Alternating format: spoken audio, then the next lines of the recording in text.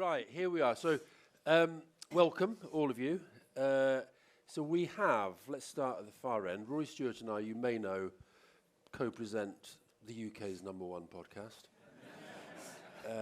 If you haven't already become a subscriber, I strongly recommend it. Baroness Judith Blake, who's lamenting the fact that she hasn't got a pocket on her jacket, so she's fiddling around with the microphone, who is the shadow spokesperson in the House of Lords on energy and net zero. Tom, do you all know Tom? CEO, yeah, I thought you would. CEO of Argent, and who I was Related Argent. Related Argent, I'm allowed to say it. And who was telling us backstage about some of the huge projects that he's been involved in the past, my favourite of which was the London 2012 Athletes Olympic Village, because that was the last time that the country felt united and happy. And Pat Ritchie, who's the chair of Government Property Agency, formerly CAO of Newcastle City Council. And Rory, where should we start? Well, I think when we were here last year, how many of you were, stick your hands up if you were here last year hearing us? Oh, look at that, beautiful. Okay. So we did a little show of hands last year to get a sense of where people thought politics in the country was going. And I think about 80% of people thought that there would be a Labour government, about 20% thought there'd be a Conservative government. So we thought we'd maybe start with a show of hands. How many people think there's going to be a Conservative government next year? How many people think there's going to be a Labour government next year? Very good. Okay, so I think that's a good place, maybe, Alastair, if that's okay to start. It's a very good place to start. Which is... I can think of no better place to start. Which is to ask our distinguished panel, what do you think should be the priorities for this new Labour government when they come roaring into office? What should they be doing? Maybe we're going to start with you, Tom. Okay. I'm going to shamelessly obviously start with the phrase that question in the kind of real estate sector, because I think there's obviously plenty of other priorities outside of that. But sorry, that's a very political, that's what politicians do. Yeah. The question you should have been asking, Rory. Yeah. Thanks to my comms team. So look, I think I was reflecting on kind of had a bit of a heads up on this opening question. I think it is 15 years or so perhaps that we've all been sat in these kind of rooms using the phrase housing crisis. And I'm kind of fed up with the phrase housing crisis because everyone says it and then, actually nothing seems to change. And fundamentally, if you look at some of the figures that are coming out in terms of the number of housing starts, so as a country we were aiming for 300,000, we were kind of making our way above 200, up to sort of towards 250 24 months ago. And now, according to the House Builders Federation, we are arguably on our way towards less than 100,000 by 2026. Which would be the lowest for 80 years, and would result, actually, if that happened, with 500,000 jobs in the UK being lost. So I would say we are beyond a housing crisis, and we are kind of into housing emergency. So I think housing has to be absolutely front and centre. And I read quite a few articles about Keir's 6 priorities, and one journalist said some eyebrows were raised that housing wasn't one of the 6. I think in this room probably more than eyebrows were raised. So I think the priority has to be housing. Of course, we'll get into what that actually means, but for me, that is the priority. Okay, so you had Angela Rayner here yesterday, who, assuming you're all right and there will be a Labour government, will be Deputy Prime Minister, but also with this as part of her brief. Let me do another show of hands. How many people believe that within a single term, Labour will be able to build and deliver the new towns that she described yesterday? And let's just remind us, what was it that she said that she would be able to do? I believe it was new towns with 40% affordable housing. In 5 years? There was some ambiguity about the term, but I think... Okay, let's strip away the ambiguity. So who feels confident about that? Ooh. Baroness, as the shadow spokesperson. Yes. Is this a case of campaigning in poetry before you try and govern in prose? Before I start, it's great to welcome you all to Leeds, and I do know some of you in the audience. I used to be the leader of Leeds City Council, and as the politician on the panel, I think I have to express caution. I appreciate your show of hands, but I think all of us know how the electorate works, and we just need to be a little bit cautious. So pinning us down and talking about the detail is important. I'm the shadow spokesperson for energy and net zero. So my background is, at the moment, the work I'm doing is really around retrofitting in the housing sphere, for example, and actually looking at the built environment as it is. And it is in a very poor state, as we know. Angela said yesterday that they're going out to, they've obviously had a lot of conversations about the sites. I think that they're further ahead than probably she gave credence to yesterday. It's important that we get the confidence back, and that's a lesson for me to take away from here.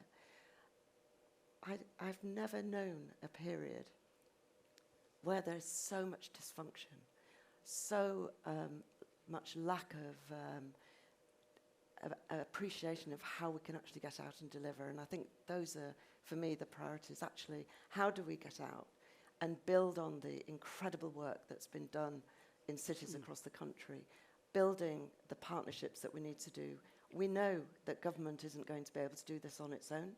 We know that the partnerships have to be there, working with the local government, working with the private sector, bringing in, and I believe if we have a clear narrative, a clear determination around delivery, then we can start to shift the dial.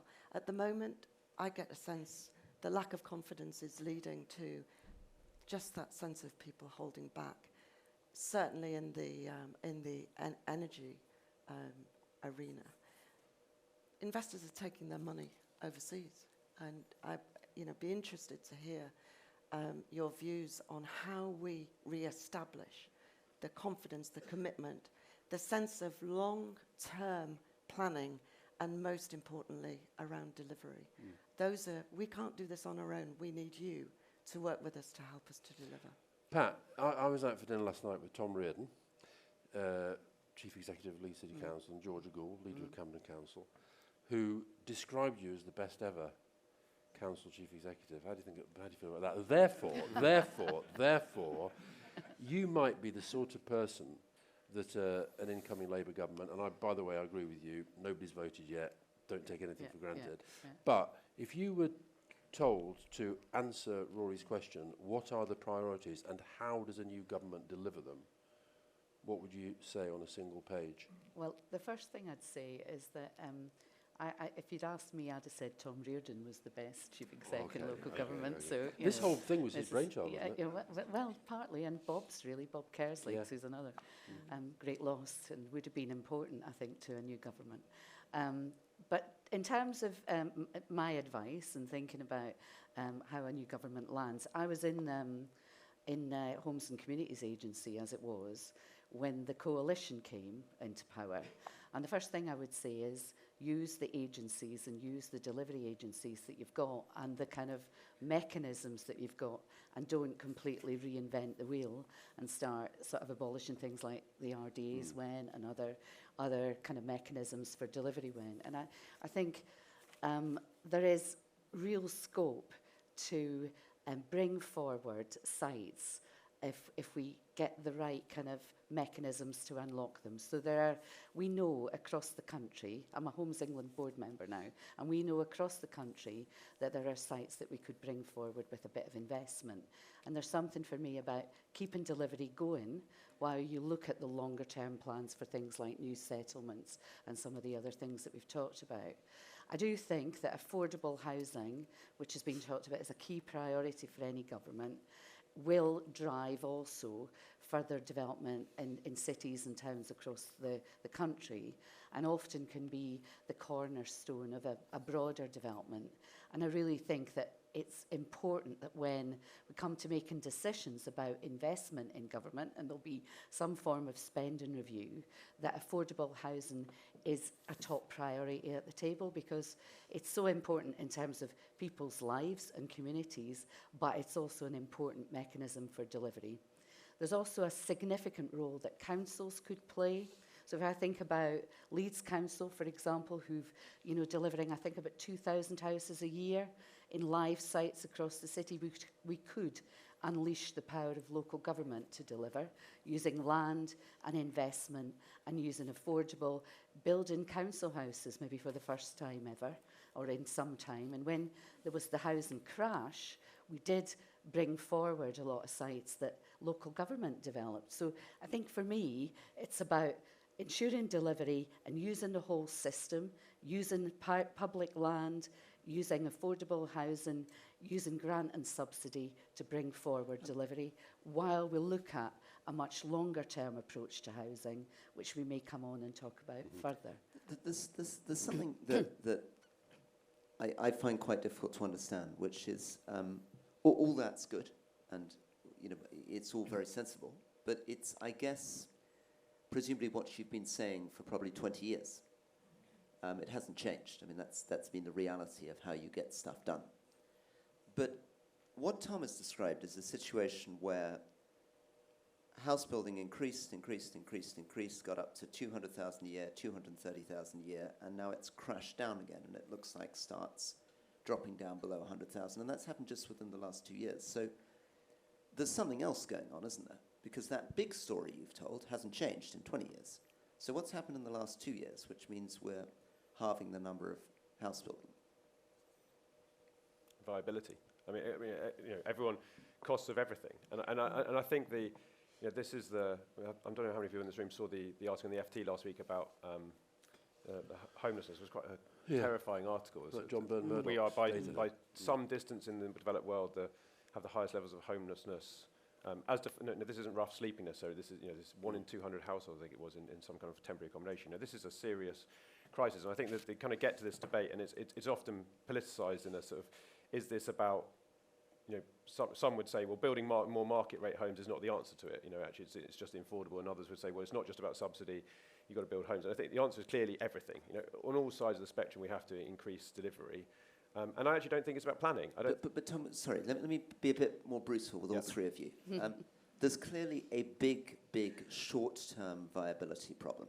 Yes. You're all talking big strategic stuff, which has been true for 20 years. And yet something weird's gone on. There's been this Conservative government in office for 13 years. It was actually beginning to do reasonably well, and now it's crashed. Yep. And that's what the Labour government will inherit. It'll inherit a crash system. Yep. So can we understand short term? Tell us about the viability. Well, so the gap, I mean, everyone in this room knows this, is the gap between the requirements of, the regulation affordable housing, and no one's obviously saying any of that is wrong, versus what the system can afford is just... That was in place before. So what's changed in the last 2 years? Well, so the cost of finance, the cost of construction, and obviously the cost of finance also hurts people, the purchaser's ability in home sense, or renters' ability to afford something. So actually, the value's been squeezed whilst the costs go up. So and what happened? We were talking about it backstage, that 5 years ago, 10 years ago, there was a sort of, in affordable housing terms, maybe the bottom 20% of the affordable housing spectrum, the broad church that is to create a big number of unit, it requires subsidy. That is now probably 80 or 90% of any affordable housing product requires some. So that kind of subsidy gap has increased significantly, which fundamentally puts the viability of schemes in doubt. And so, Pat, actually, maybe Baroness first. What's the answer to that? When you're not just facing the older, bigger strategic picture, but this very acute, quite short-term, quite recent viability crash, what's the Labour government supposed to do about that? You will all know that the first of the list of first steps last week was around working on the economy and working on growth and coming up with a serious plan based on an industrial strategy that works across the country. I think at the moment we're going through a phase where everyone is exhausted, frankly, by the lack of direction, the lack of clarity, the removal of local plans, the removal of housing targets, all of those things that gives the confidence to the local planning authorities, for example, to drive things through that might be unpopular. And I think possibly there is a fear from some of the MPs who are feeling very vulnerable that they don't want more controversy in their own backyard. So there's this multiple series of inactivity. We need to, that's why I was saying before, we need to regain that sense of direction, the longer term planning, put forward a sense that across the country, everywhere will be expected to contribute to the housing mix, and really have a clear sight that schemes will be supported. And let's forget that we have to involve local people, local communities, to make sure the planning system can work at its very best to get schemes away. There's nothing worse than developers feeling that all of the work that has gone into their schemes is just going to get knocked back. But Judy, there's a conflict in there, because on the one hand you're saying, you know, we've got to make the difficult, sometimes unpopular decisions to get this whole thing going, and then on the other hand you're saying, you know, we've got to involve local people. And the truth is, we are a bit of a NIMBY country. We all want new houses built, but we don't want them built in our back garden. And that's why I wonder about, with the new towns, for example. I saw a thing in one of the papers today that they're talking about, they're already identifying sites, and mainly in the Midlands, okay? One of them's near Stafford, okay? I don't know if that's right or wrong, but that's what I read. So you suddenly say you're going to reform planning, you want to build new towns, and here you're going to put them there. What are local people going to say about that? Okay, so one of the problems local authorities have is that their capacity, the planners, have been stripped down to the bone. From my own experience, I was a planning chair in Leeds back in the day. If we have the capacity to actually go out and work with local people, do the pre-planning stages, it is quite extraordinary how empowering local people find that. So I live on the edge of Leeds. My kids can't afford to live in the town that I live in anymore. Families want housing for their kids in the local area, but they want to have a say. They don't want schemes to be landed from on high, and the first time they really have to comment on them is when it goes to committee. Do you seriously think that sorry, Pat, do you want to say something? No, you go on. No, I was going to say, do you seriously think that there's anywhere in the country that a new government could come in and say, right, we're going to build these new towns here, here, and here. Yes, we're going to go out to consult, but ultimately, that consultation surely will lead most people in most of those areas to say, no, we'd rather you went somewhere else. How do you deal with that politically? Well, obviously, it's an enormous challenge, but I wouldn't be as negative as that, actually. Okay. I think there are areas that don't feel that the way they are at the moment is viable. And I think if you look at the sort of history of the new towns that have been developed, and there was a big building programme of new towns, one of the things that was done really early on was build the infrastructure first. I think often people are kind of worried about housing development because of the pressure it puts on schools, the pressure it puts on health services, will there be public transport access and all of those things. And if you look at somewhere like Milton Keynes or some of the other kind of new towns, then the infrastructure went in first. And there was a kind of clear commitment to design in accessible places and to design in places which were good quality places to live. And often I think people are concerned that that's not what they're going to get on their doorstep. And for me, I think you have to start with that and look at a sort of dedicated approach, whether it's specialist teams nationally, working locally, to helping people through that process of why this would be a good thing. And when you ask people whether they want development, they often say no, but when you ask them, how are your kids doing on getting onto the housing market? Exactly. They say, well, rents are terrible, and there's all sorts. So there's something about how you kind of change the narrative a bit and think about a big campaign for the future generations, because it's not us that's going to live in these houses.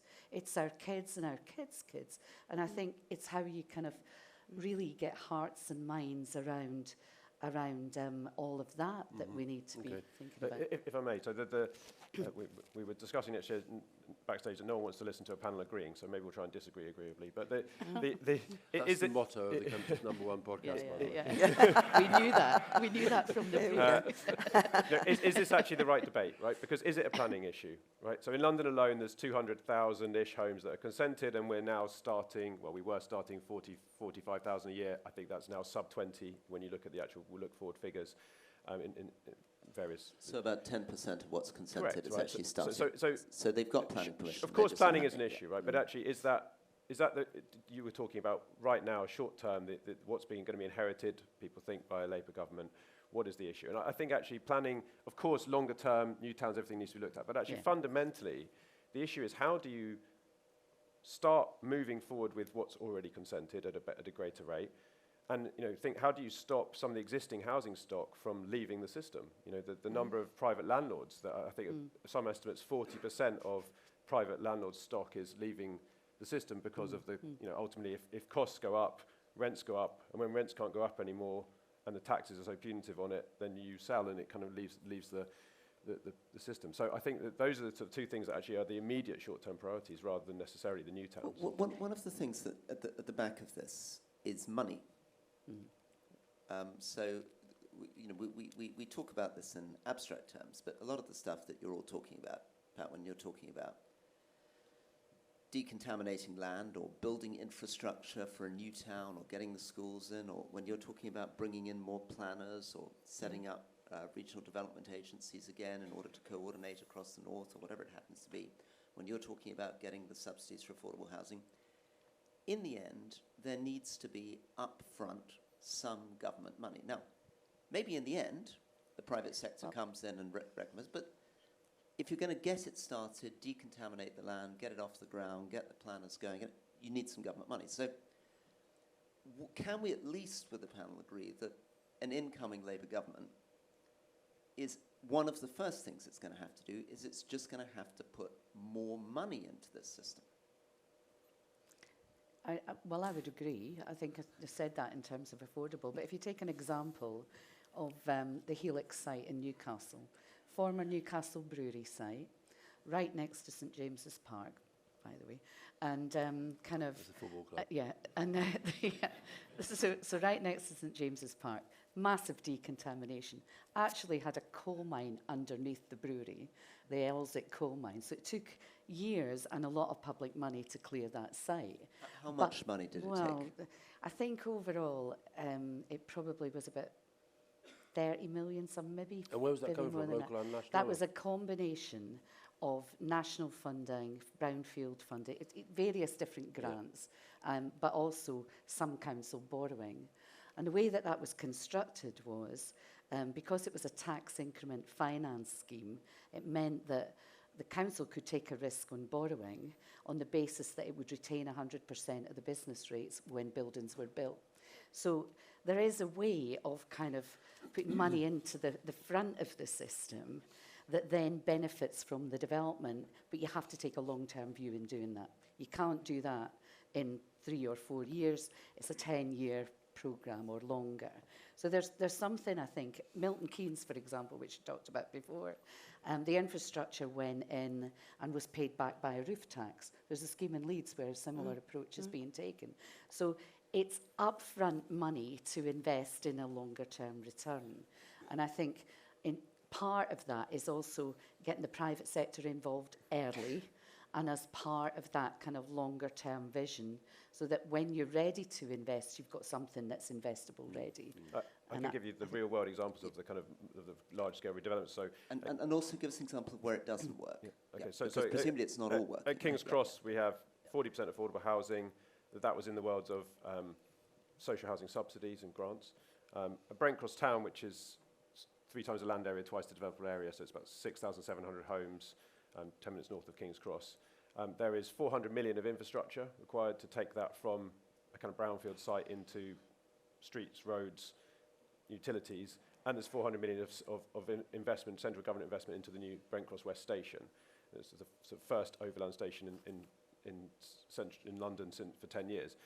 That's the best part of £1 billion of investment to deliver 6,700 homes. So the challenge with new homes is it's not just about the homes. Actually, there's 3 schools as part of Brent Cross Town. There's a sort of sustainable net zero energy network. So it's the parks, the space. And to Pat's point, they were putting ahead. So we are putting that ahead. We are putting it. Well, we're doing the public realm, the infrastructure, the energy network ahead, and then the kind of the other social infrastructure comes alongside. And where's the balance of the money on that?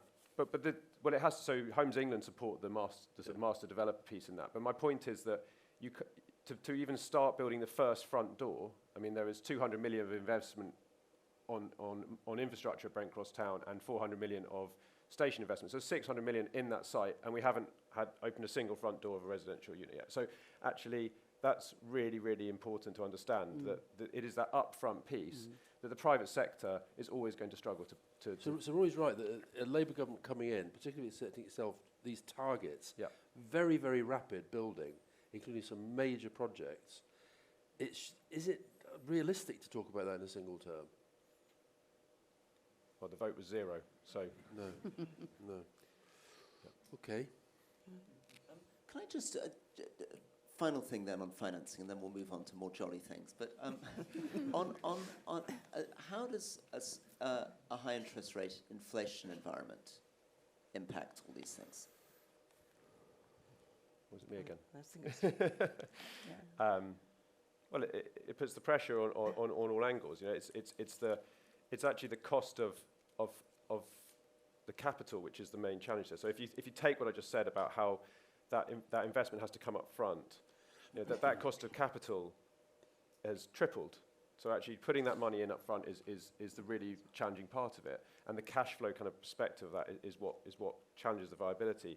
And actually what that means from a private sector point of view is that money is still very willing to come in. There's a lot of money out there that wants to come into real estate and housing in particular in the UK, but it wants to come in at a later point.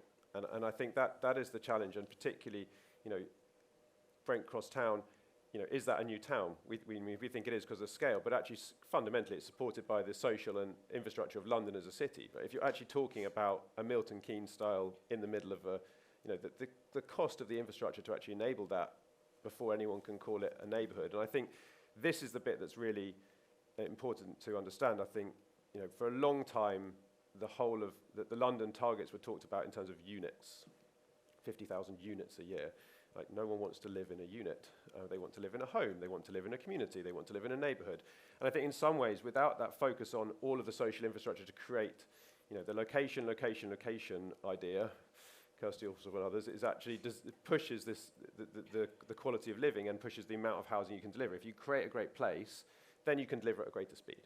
So I think that mustn't be lost, because if we just focus on numbers and not all the other social infrastructure that goes along with the affordable housing, you won't actually create places that work. Just a fairly simple point.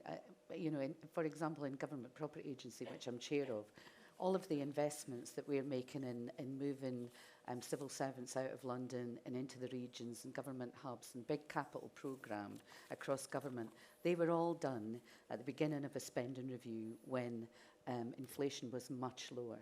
So across all of our capital programmes, we're having to look at how do we do things differently, value engineers, sort of look at the speed of delivery and all of those things. So there is something about, assuming there will be a spending review, there'll be a review of capital programmes. There is a kind of, you know, we've been through a very difficult time where inflation has just gone through the roof, not just in terms of government investment and impact on capital programmes, but we've had to recost projects because of the impacts that is felt on contractors and deliverers. So, you know, if inflation slows, there will be a lag, but there is an opportunity to re-look at capital investment and how it's reconfigured on the basis of a different inflationary position. Okay. Now, if we go back to the last general election, lots of reasons why the Conservatives got a majority, but two of them were Brexit and a very effective slogan by the name of levelling up. So if I can go to the audience again, hands up who thinks Brexit's going well. Right. Now, on levelling up, I'm going to give you three options. I want you to mark the levelling up strategy out of 10. You can have 0 to 3, 4 to 7, or 8 to 10. Who would give it 0 to 3? Who would give it 4 to 7? Who would give it up at the top end? 1 at the back. Ah, Boris, fuck off. No, don't take it personally. So, Pat, what do we make of that? Levelling up, was it ever real? did it feel real at the time? What does it meant in practice? I think the focus on kind of building growth and building up regions that have struggled really to grow and develop, that was at the heart of levelling up and really kind of making a difference to communities, particularly in the north and in the Midlands, and trying to kind of link those communities to real employment. I think that has to be the right thing to do, and I don't think you can really achieve economic growth in the country without tackling those regional disparities. And so the goal is right. Yeah, the goal's absolutely right, and I do think that caught the imagination of a lot of places who feel that they're not part of prosperity and they kind of feel left behind. And example where I think there's been a really interesting and successful example of levelling up would be the Treasury Hub in Darlington, where you've got, I think it's about 1,500, maybe 1,600 really good quality jobs going into the centre of Darlington. A second permanent secretary based there, 2 director generals. And has that helped the North East? Not just the jobs bit, I get that, but in terms of helping the North East generally. I think it has in terms of, and you need to combine it with the big investment going into Newcastle from HMRC, where there's about 3,000 jobs, and then you've got investment in health in Leeds, and for me that kind of builds a critical mass of policymakers closer to communities, which is a good thing. Mm-hmm. If you're making Treasury policy and you're in the middle of Darlington, that gives you a slightly different perspective than it does in Whitehall. And it gives a kind of visibility of decent jobs. And what's happened is universities have kind of got around that. There are sort of think tanks that have decided that they want to be closer to Darlington in the northeast. So you can see a cumulative effect. Now, that's not going to completely deal with the regional disparities, but it's a good example, I think, where there was a strong commitment to really making a difference in places. I think, however, that if levelling up, and I would talk more about regional growth, and I go right back to, the focus of the regional development agencies and that kind of real focus on how does the North East, how does Yorkshire really drive its own economic development. And it seems to me, I think, building on the mayoral development, the mayors rather, so combined authorities and mayors, I think ensuring that they've got the right powers, that they've got the ability to develop and are tasked with working with cities and their combined areas to develop long-term economic plans. So and for me, that it seems to me is the platform to kind of build on, to do a longer-term approach to levelling up that's about investment. I think where we got a bit lost on levelling up was when we got into sort of bidding processes where places were a bit pitted against each other. And Judith, so what Pat seems to be suggesting is kind of where it's worked, build on that, so more devolution. Oh, yeah. Absolutely. Yeah. And I think whatever the view of Boris and what happened, he was so good at picking out phrases that captured people's imagination. And everyone, although couldn't get quite the detail of levelling up, they got the emotion of it, if you like, in the sense that in order to move the country forward, we're going to have to rebalance the economy. We need to get investment out into the regions, and we need to find ways of doing it. Unfortunately, how tragic is it that some of those levelling up funds have actually had to be paid back into government because they haven't been delivered? And the practitioners on the ground are so frustrated because of the bidding process. I think through devolution, getting money out into the regions based on opportunity, need, most importantly, and then leaving the local players to actually pull the schemes together in terms of what will work for the whole of the area has to be the way forward. And what we ended up with some of the levelling up schemes, the money went to the schemes that were shovel ready, not the schemes that were needed most, that would actually have an impact on bringing about the change that Pat has outlined. So just think about all of the push on the Northern Powerhouse project, for example. That real sense, I think, for the first time, whatever we think about it, that the North was being listened to, setting up of transport for the North. But without the support coming in behind it, I don't think it's delivered. But in terms of working to support areas that could then really take control, bring the difference that they need to, I think we have to find a way of moving that forward. And Ernest, was there one interesting, strong, good example that you think a future government could look at of something that's been delivered over the last 12, 13 years where you think, actually, that is quite interesting, could be a good model? Well, on the back of the Northern Powerhouse project and that concentration around the north, I think the combined authorities that were set up, the growth deals that were released through that, and that real spirit of a combined authority area coming together and working as one. For Yorkshire's sake, for example, that David Cameron used to make jokes about Yorkshire people not being able to get on with each other, never mind anyone else. But I saw such a transformation in the relationships between Leeds and Bradford, for example. Those of you who know about working between the two some time ago will know that people didn't believe that could happen.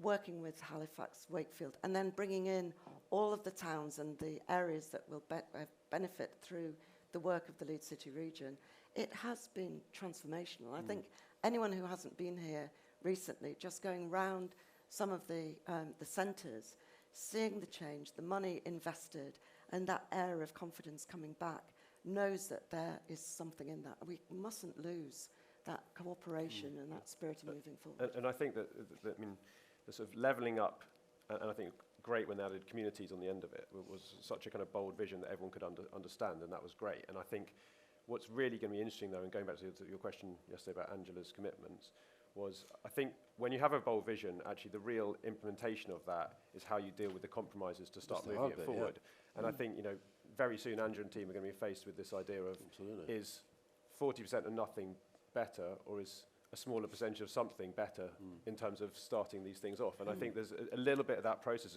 has got dragged in the sort of firm commitment to the bold vision, but without any pragmatism, doesn't allow you to actually start moving that dial. Can I throw another question out to the audience? Do we think that the development of elected mayors for cities and regions has been a good thing or a bad thing? Who thinks it's been a good thing? Another new Labour triumph. So do we want more of them? Do we want more? Yeah. So what do you make of that, Judith? That's quite interesting as well, isn't it? It is. Yeah. It is. And there's always been this sense that if you have one person, an identifiable head of, if you like, of an area pulling things together, that will make it easier. And it doesn't make it difficult with local authorities? In some areas it does. Yeah. And I think we have to remember that practically the mayors go out, they do very good presentation and media, but actually the mayor is one of an equal round the table of all of the leaders of the local authorities in that area. And the good mayors, I would suggest, going forward, need to make sure that those relationships are kept sound, and they recognise that there are some functions that belong with local authorities. And I think the risk is when mayors try to be everything to all people. Let them concentrate on what they're good at. And it's extraordinary that they're getting such a good response. This is really interesting for me, because normally when I talk to Alice, all we get is this sort of grimness. And I think there's a sense coming out of this, which is that the Conservative government's done a huge amount of damage over 13 years. An incredible amount has gone wrong. But there are also some interesting glimpses of some positive things, which a new government would want to follow through on. And those are, there are more elected mayors.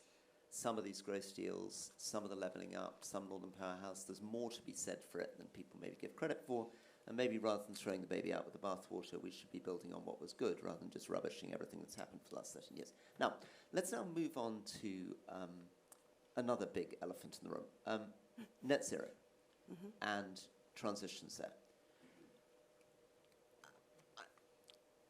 Of course, on a panel like this, we want to say we can do it all. it's all going to be wonderful. There are no trade-offs. There are no conflicts. It's not going to cost us anything. If we design it all perfectly and beautifully, there's no reason why we can't have net zero and growth and it all be affordable. But presumably there are some trade-offs and complications. Does anyone want to talk a little bit about some of the things that make some of the environmental and net zero targets a little bit more tricky in reality when the rubber hits the road? Judith. Yes, where to start with this? I think net zero is achievable. I think we need to continue with the ambitious programs that we've set. But in my view, there is no doubt that the politicisation of it, if you like, that's happened in the last couple of years, particularly since the Uxbridge by-election, the rowing back on some of the targets, the lack of confidence that's brought into the system, the social media campaign attacking some of the elements is really toxic and has been damaging. But I think with a reset, a real fresh approach, from our point of view, of course, in Labour, Great British Energy set up to pull everything together, working with the industrial strategy, giving investors the confidence to come in. There is so much happening in this space. You go out to talk to business across the piece, the ideas that are coming through, the research and development through universities is phenomenal. But there is nothing at the moment pulling it all together and making it into a coherent drive to move things forward. We know how challenging it all is, but we also know the prize, I think, and I hope people in the room recognise the prize if we get it right, if we actually use it as the basis for moving our economy forward, bringing investment in, creating the skilled jobs right around the country that we know we can deliver. But there are challenges, of course, and it's fine having the wind farms all around the country. If we don't have the transport infrastructure in place, if we don't have the grid coming up to speed, then that's going to create problems. But I think we all know how important this agenda is. We know we need to move forward. We're not in a great place in terms of PR. I don't think we're taking the people with us at the moment, and that's the way that local areas really come into their own. The community energy work, the retrofitting that happens within local communities, people who benefit becoming the champions for the work and really going out and saying, do you know what it's like to live in a house where you're warm, where you can afford to buy food, where your kids can go upstairs and work in the bedroom, where your grandparents don't have to huddle in one room in the winter, and actually get the benefits out to people about what will happen to them. The health benefits alone, the saving on the health agenda. These are all the things that we need to bring together and get a really determined national drive to make it happen. Pat. And I think, you know, Judith's made a really very powerful case for why we need to invest in net zero and why we need to take it seriously. And I think there's the new sort of investment bank is really, I think, important, because we need to find ways that this doesn't sit as completely the responsibility of the public sector, and that we can bring in kind of investment. And for me, that there's an appetite to do that, but we need to find the right mechanisms to do it. But it isn't straightforward, because one of the biggest issues is the current housing stock, not all of which is in public ownership. And there is some, you know, how do you kind of get to a position where it's easy for people to convert, they understand the different technologies, they're able to kind of see how they might be helped with finance in a way that's paid back from savings. And I think we have to think very creatively about the whole issue of housing and housing stock. And I also think one of the kind of other side of that, the opportunities are for areas like the northeast, the east coast generally, and kind of old industrial areas. There is a real opportunity around new and renewable energy, around kind of investment in different energy forms that potentially are part of an economic driver of how we might grow the economy, going back to kind of levelling up. But linked to that, there needs to be a very clear and planned now process of how we're going to scale that up, because you know, I have experience of people who've been looking at, you know, bringing folk to do heat pumps in their homes, and the company that's come to do it has had to put their apprentice on an ordinary gas fitting you know, training course because the courses aren't available. And so there's something about how we kind of also make the skills shift to be able to kind of capitalise on that link to investment, but also making it accessible to people to make the kind of lifestyle changes that we need to make. Yeah. I mean, just from the private sector, I think, I mean, let's just be totally clear, it's a complete non-negotiable for our industry. I'm sure we don't want another poll with 100 zeros as the answer, but you know, there is no one in this room who thinks that this isn't a huge issue for the real estate sector and something that we all are committed to delivering on. For ourselves at King's Cross achieved carbon neutrality in 2021 and is now kind of on its way to working towards net zero, and Brent Cross Town has a commitment to get to as net zero, be the first kind of net zero town. And I think part of that is the huge investment in the low carbon energy network. If you don't control the grid, you have to green the grid to kind of achieve net zero. But I think let's not kid ourselves, it doesn't come with a significant cost. And it's just another one of those things that... Can you illustrate some of the costs? I mean, in real terms, what does this actually mean? Because one of the things that's lost all the time is the costs. I mean, let's look at heat pumps. The government laid out these incredibly ambitious plans on heat pumps. And deliver 1 million heat pumps, ended up delivering a few thousand, because it turned out that these things were far more expensive to buy and install than anyone in the government wanted to admit. Right? So and in Germany, it became a massive political issue, which has helped to fuel the far right.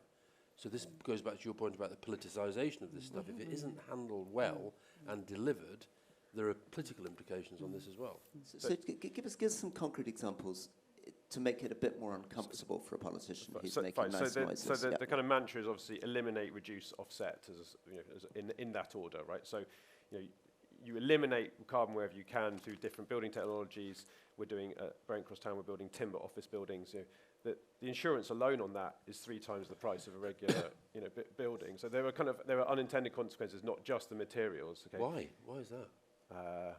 Because it's not the normal. It's not the norm. And so actually, you know, in 20 years' time, I suspect that won't be the case. But I think that, you know, we're going through that process now. When you kind of go, so reducing changes everything you do, how you construct. Every single aspect of what you're trying to achieve has to consider this, and there are cost implications every step of the way as you go through that. And then finally, the offset piece. You know, there is an inevitability that no matter how, in a real estate, no matter how much you eliminate, reduce, there is an element of offsetting. And give us an example of those costs. Oh, I don't actually have to hand the cost, but I think King's Cross itself has planted about 600,000 trees in the UK to offset just its... So you have to pay for those 600,000 trees? Yes, you have to pay for land. So that's just the operational carbon rather than before you move into the kind of embodied, which is what's required for the net zero. So there are significant costs in this, and all of us are committed to this process, but it is that kind of whack-a-mole game of, you know, actually, ultimately, if you look at the way real estate appraisals work, there is a residual kind of land value piece there, and ultimately the land value is never going to go down below a certain level, and actually it then becomes the other pieces, including social infrastructure and affordable housing, that get challenged. And I think we are in this conundrum where everyone would like to deliver on all of these things, and it's always been a challenge, but right now it's a bigger challenge than ever. Tom said there that there wouldn't be anybody in the room that didn't agree with that, but there can't be nobody who isn't on this kind of more Farage side of the argument on this. We didn't invite them. I'm not sure the way you frame that is going to encourage no, someone. Okay. No, probably not. But there must be somebody who thinks, you know, this net zero thing, is it really all Let me put it in a more gentle way. How many people in the room think that we may be underestimating the difficulty and the cost of the transition to net zero? Oh yeah, that was nicer. Oh, yeah. we could all. So you UKIP people. Just before we come to Q&A, Judith, you again to talk about a trade-off, and you talked about, you know, we need the ambition and so forth, and we talked earlier about the inflation and the effect that had, high interest rates, the effect that has. So there's a very interesting recent example, which I think is a kind of case study of sometimes where politics clashes with reality, and that was the whole debate about 28 billion, which became this kind of, you know, for a while the debate was fixated on a figure that seemed to me a bit of a kind of, I mean, I think they did the right thing in dumping it, but it was painful to get there. So how do we persuade people to go with us on these long, difficult journeys, whilst at the same time being realistic about the kind of targets that we're talking about? Because what's coming out of the discussion for me is a worry that if we're not careful, Labour, who get criticised for being too cautious and too conservative, actually come along and say, hey, new towns, hey, you know, thousands more teachers. And then if they don't happen fairly quickly, and with all the pressures in modern politics, then people end up even more disillusioned. There speaks the voice of experience, I think. Yeah, it is a really a tough place that we're in. But I think the 28 billion, do you know, on numerous campaigns, I've gone out on the doorstep and I've been absolutely pilloried because people are only getting a 75 pence raise in their pension or whatever. 28 billion, what does it even look like? What does it mean? For most people out in the country, you know, it's a meaningless concept. But what I think Ed in particular has been very good at as responding to the fact that we had to row back from that because the economy has completely changed since that commitment was made. But he comes out and he's so positive and enthusiastic about it. But I think, again, what we have to do is really look at the narrative that we're going out with in terms of working with people. And at the moment, I think possibly the narrative is too much on the carbon climate bit, which for a lot of people really struggling in their everyday lives. It isn't what they're listening to. You go in and talk about £500 off their bills, for example, at a minimum. The fact that they'll be comfortable living in their thing, the fact that this should create jobs that their kids can engage in. That's, I think, where we need to shift the dial and move to. But you're right. It's of course it's a challenge, but we're up for it. I hope you are all up for it too. They're all up to it, apart from the Farage people. Apart from okay, ready for questions. And have we got any microphones, or are we just going to shout out? I've probably stolen your microphone. Let's take maybe the gentleman in the middle and then the lady at the front. Yeah, just shout out. We'll repeat it if people don't hear. Really interesting debate.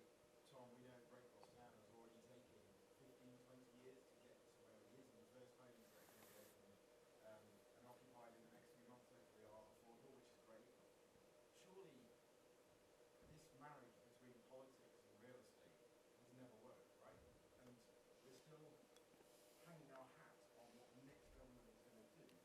Surely, maybe this is ideological, the answer is to kind of come up with a cross-party, long-term, Yeah, I talked about that, 20-year plan on how to deliver on homes. Okay. That actually, Do you hear that upstairs? yeah. You hear that? Yeah. Okay, Pat, do you want to say something to that? I think, you know, that because we're talking about long-term development, and Judith talked about this, you need kind of long-term certainty. And I also think that the system in terms of housing needs to be kind of looked at from various angles. So there are so many players where you get from investors, developers, housing associations, local government, national government, right through to the, you know, tenants groups and others. And I would sort of draw parallels with the work that went on around the kind of establishment of the National Infrastructure Commission, where Lord Adonis did a piece of work looking at how do we get a long-term approach to infrastructure, which development and housing is kind of part of the picture. So there's something for me about how we engage all of the different players in what would a long-term system change look like, and how do we better use land, how do we develop different models of delivery, what's the long-term approach to sustainability, all of the things we've talked about. Now, you can never take that out of the political cycle completely, whether that's through mayors or housing ministers, but there is a sort of potentially an ability to reset the system by looking at a much more systematic approach to a long-term response while you continue to deliver in the way that we've talked about. Let's try and get through some more. Have you got something burning to say? Can I very, very quickly, I'm going to kind of just say that this is a big issue for our democracy because your point that you just made about housing, 15, 20 years, right? It's also true that obviously we need a cross-party agreement on the future of the NHS, a cross-party agreement on the future of adult social care. We need a cross-party agreement on defence. You know, it takes 15, 20 years to get one of these aircraft carriers built. Probably heard the same on environment and climate. And so there's a really big democratic issue in our countries. How do we balance the fact that we want to be able to boot a government out every 4 or 5 years and get a new one, while also having a sense that there's some certainty and predictability, which of course China and places are so much better at than we are. Just very quickly, so you're right, Nick, that the Brent Cross as a development has been sort of in the pipeline for 20 years, only 7 years under our stewardship, and we've actually kind of managed to put almost there's £1 billion of investment gone into that now, and the first home's finally being delivered and 8 buildings under construction. But I think the kind of your point is, you know, the 5-year cycle of a political cycle, or perhaps a more relatable unit of maybe 11 housing ministers is the sort of cycle or whatever. But 15. You know, and I think that is the real challenge here. How do you take it out of a political cycle? And actually, it goes right the way through the system. It also goes into the planning system, you know, where we are bringing schemes of 180 acres into the room and sitting quietly for 2 hours whilst the garage extension is debated, and then the same group move on to the, you know, I think there is a fundamental problem in that system that actually that there needs to be a different group of people who assess the scale of these schemes to kind of really push these on. Annabelle. Oh, hi, Annabelle Turbot-Day from Greystar. We've invested 11.5 billion in UK housing despite planning and market conditions. I was tempted to be cheeky and ask you to name the last 16 housing ministers. But my point really is to your discussion about figureheads. Isn't there a lack of discipline and commitment shown to housing, given that we've cycled through so many ministers? And should housing be a cabinet position to indicate that we're going to tackle this crisis? Can I come into this? I mean, it's a really good point. But the weird thing is that you get the impression from that the housing ministers were not important. My experience in government is the housing ministers, strangely, were often the most high-flying, prestigious people in government. Most of those housing ministers went on to be cabinet ministers. Part of the problem was that, paradoxically, housing was considered such an important priority that they put these very bright, high-flying people in them, and then they promoted them up into the cabinet, which then created the vacancy behind. So maybe you're right. If you made it a full-time cabinet position, so that your Greg Clarks or your Michael Goves or people could sit on the job for 3-4 years, then maybe that would make a difference. But even then, you're still only likely, in the best case scenario, to push to 3 years, because that's true with any government ministry. And this keeps coming back to this question of, can you do what Sweden does, which is have these arm-length bodies? The Swedish government, so much of the everyday stuff isn't really run by politicians at all. It's delegated down to what in our system would be the chief executives of agencies who basically can pursue 15, 20-year plans without too much political interference. You'd also, by law, there is a limit on the number of people who can take cabinet ministers' salaries. So you'd have to lose one. Yeah. So tough choices. Judith. We actually did try to name them all when we were waiting to come, we failed in here, Annabelle, and we didn't. We failed. We didn't get there, I have to be honest. But I think the other element of this is, how serious are we about devolution? How can it be possible that England in particular is the most centralised country, at least in Europe, and so much its decisions are based in Westminster, not connected to the reality of what's happening on the ground? I think that's where the real excitement needs to be with a new government coming in. How serious are we about devolution? How can we actually make sure that the money coming in is on a longer term? How can we attract the private investment in? There is private investment out there. I think everyone knows that. And we need to find mechanisms for making sure that they come together with confidence in a locality and can come up with a plan that will endure that political cycle nationally. Now, Ian over there is saying one more question, but I'm being told 15 more minutes. Yeah. Okay. Yeah. I mean, Okay. are we right that we've got 15 more Yeah. minutes? Yeah. Do we- yeah. So, gentleman over here, shout out. Yeah. You're in charge, Tom. You're in charge. Absolutely. Hi, Martin George from the Local Government Chronicle. To follow up on Judith's point there about devolution, first question, Labour's big promise is economic growth. Mhm. It's also promising devolved powers to parts of England. Will Labour really hand over its biggest, most important policy to different parts of England and say, you get on with it? Or will Keir Starmer, Rachel Reeves really want to be hands-on to deliver growth, which is their biggest problem? Second question is just devolution. Does local government and regional government have the capacity at the moment to deliver what it needs to do? And would the new government have to really put more capacity into that tier of government? Can I develop that? I think it's a great question. And it's true on growth, it's true on skills too. You sometimes, when you hear Labour shadow ministers, sometimes they're talking about devolving skills down, and sometimes they're talking about we're going to create a national skills body that's going to bring... And there seems to be a tension in the Labour movement between the kind of central planners in Whitehall who are going to create growth through wonderful central planning and then trusting local areas. Yeah. So this isn't new ground, and Martin, thank you for your question. I think you really get to the point of it. But what we know through and we're not going to re-establish RDAs as they were, by the way.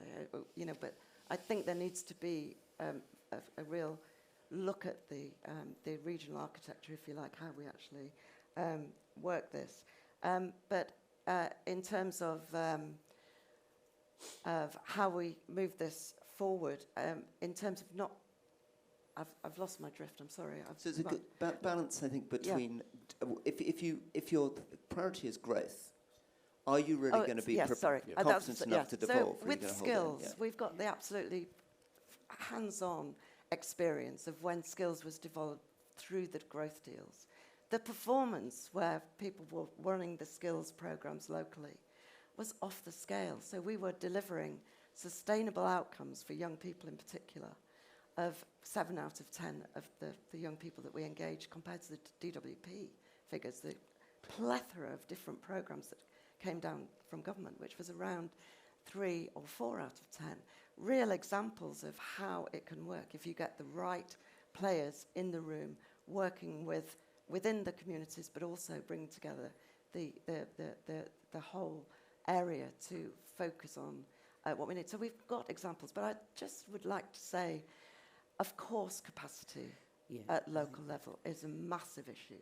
And it has been, in my view, an ideological process, stripping back the public sector and local authorities, as we know, are in a real problem at the moment. But it isn't just about asking for more money. And most local authorities say what we need is more flexibility, the ability to do things differently, and the change in regulation that is holding them back. And I think with those examples of where we've actually proved we can do it, I think there is a confidence going forward that we can deliver. Pat? And I don't really think it's an either-or question about regions or national.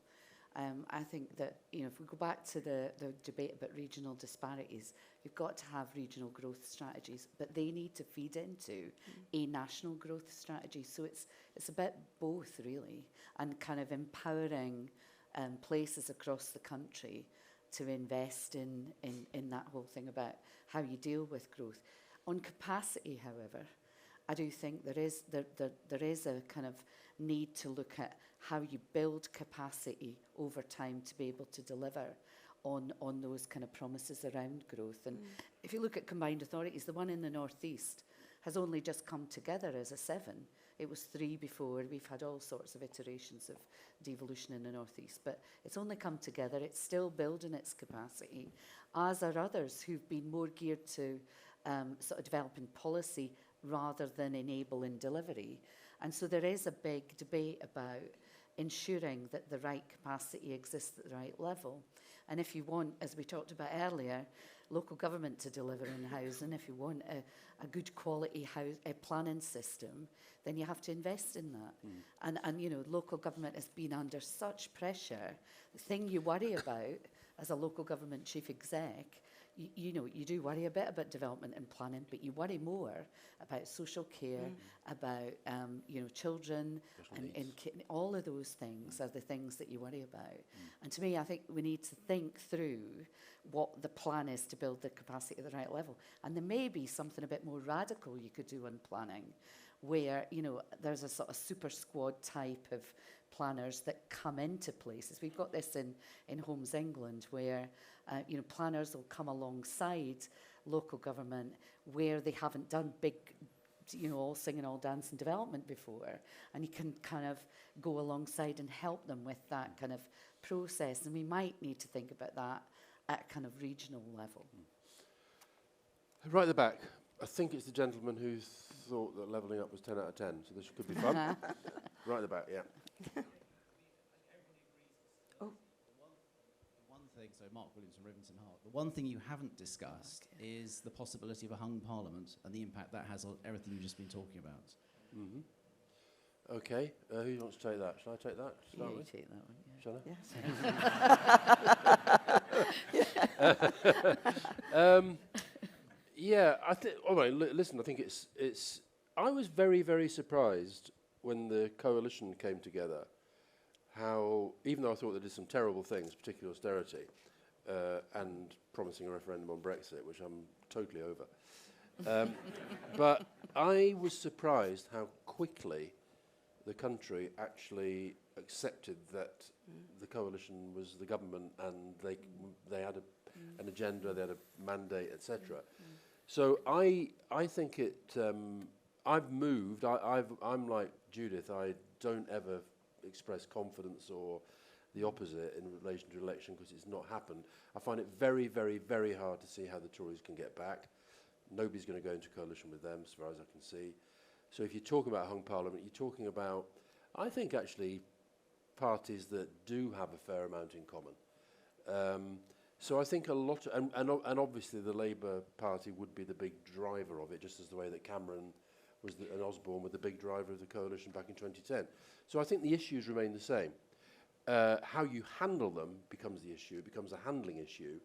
But I think it does underline in our electoral system why it would be better if you got a Labour government with a majority. But I don't think it would change the fundamentals that we've been talking about. You agree with that? Right, any more questions? Come on, yeah, over there, behind the Local Government Chronicle. Yeah.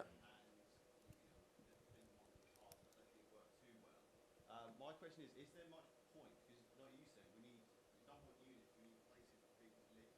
Why don't we just expand the towns we've got instead of coming up with brand new, finishing design of what we've got? We're awash with towns all over the place. Why don't we just make them more succinct? Yeah. If you didn't hear about the question was why this focus on new towns, why it was build onto the towns and cities that we already have. Yeah. Can we bring in Tom on this? Yeah, I completely agree. I mean, I think there was a session yesterday morning that was talking about public perceptions on, and the summary of all of the kind of different public perceptions was new towns is the way forward as long as they're nowhere near me. And so, you know, I think there's a little bit of the new town theory that can verge into NIMBYism in terms of actually sounds like a great idea over there. So I think, but as I said before, that the real cost of the viability of these things is in the infrastructure and the implementation. So you should be centering it around where we would have the social infrastructure and have the community infrastructure and the leisure infrastructure and places people want to be. So I agree with that, and it's something that we're very focused on. And I think actually to kind of create those places that people want to be, and my point in the comment I made earlier was that there's kind of no point in creating numbers if they're not in desirable places. And actually desirable places are much harder to make in some ways than numbers. Numbers are very hard to make at the minute as well. So I think, yeah, the focus should be in those areas.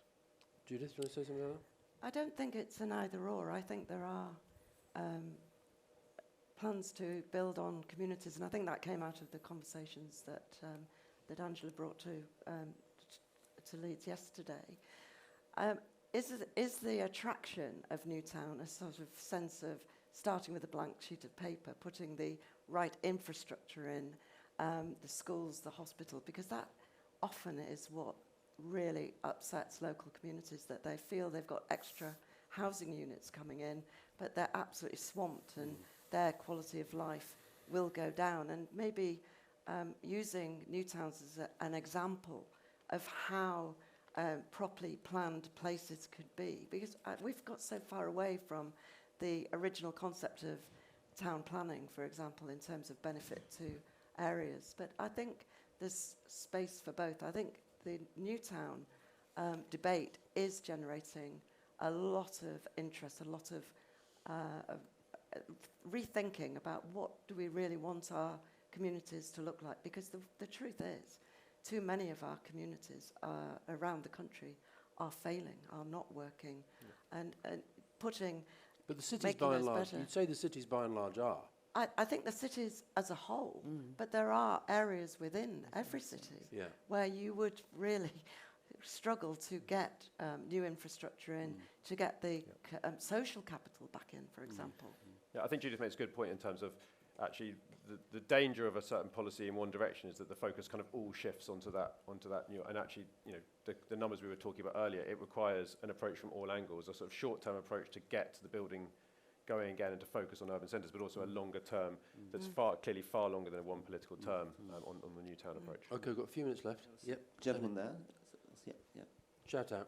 Okay, fine, no problem. Richard Roberts, leader of Hertfordshire County Council, leader of Hertfordshire. We've got a GVA in Hertfordshire which is bigger than Liverpool, it's bigger than Birmingham, it's bigger than Manchester. And that donut around London, the home counties if you like, is one of the big economic drivers for the country. It keeps the country afloat with London. And I just wonder, in terms of the devolution debate, where we've really struggled to get devolution going, in terms of the devolution debate and local government reorganisation, do you have views on how you keep that golden goose laying and at the same time recognise reform, which isn't going to cause too much upset? I mean, that's fascinating. I mean, yeah. How many people in the room knew that the GVA of Hertfordshire was bigger than Birmingham or Manchester or anything? No. It's pretty extraordinary, isn't it? It's a kind of really striking, important fact if we're thinking about national planning, and yet we don't really talk about Hertfordshire. It's not right in the centre of the national debate. What does that mean for really thinking about how we really devolve and let places like Hertfordshire really fly and work, rather than making them feel that they're stuck somewhere between everybody focusing either on London or on Newcastle? Can I start by that? Thank you, Richard. A very important part of the narrative about levelling up, about regional devolution, is you can't put down London. It's not a case of squashing London down so other areas can follow it. I think everyone recognises the uniqueness of London and the wider areas, and Hertfordshire being on the edge of that. So I don't think there's a conflict. But in terms of London, London is becoming outpriced for people can't afford to live there. I don't know what Hertfordshire's like. People are being squeezed out, so you can't get the workforce in the city to do the work. So there needs to be some thinking and rebalancing about what's actually happening in London. But I really want to try and lay this to bed. It's not Leeds at the expense of London, Manchester at the expense of London. It's how we rebalance the economy, but make sure that every area is moving forward at pace. And I didn't know about Hertfordshire. I should have a chat to you about that. Yeah. I think you maybe need a new strategic communication strategy. Do you know anyone? I could. Yeah. I'm very, very, very expensive. No, I'm not. Now we're coming towards the end of the time. I think we should end with the most important thing in the world, which is football. So there are 5 people on the panel: Burnley, Newcastle, Wolverhampton Wanderers, Leeds United, and really couldn't give a damn. But if Judith's been at all nervous today, it's because she's a big Leeds supporter, and they're playing Southampton in the playoff final. So it's the most lucrative game in world football. So my final show of hands: who wants Judith's team to win, or who wants Rishi Sunak's team to win? Right, hands up if you'd like Judith's team to win. Yay! Hands up if you'd like Rishi Sunak's team to win. Yeah, I do mean Southampton. Yeah, I do. Yeah. Okay, well, listen, thanks for all your time. Thanks for your questions. Great discussion. Really enjoyed it. Thank you. Look forward to seeing you send that note into the Labour government about how to get things done. And I also do hope they get the message, Judith, about, people, I think, really hopeful and wanting to hear these things, but also need to know how it's going to be done. Detail. Yeah. Thank you very much Thank indeed. you. See you again. Thank you. Thank you. Thank you. Thank you very much. Thank you. Okay.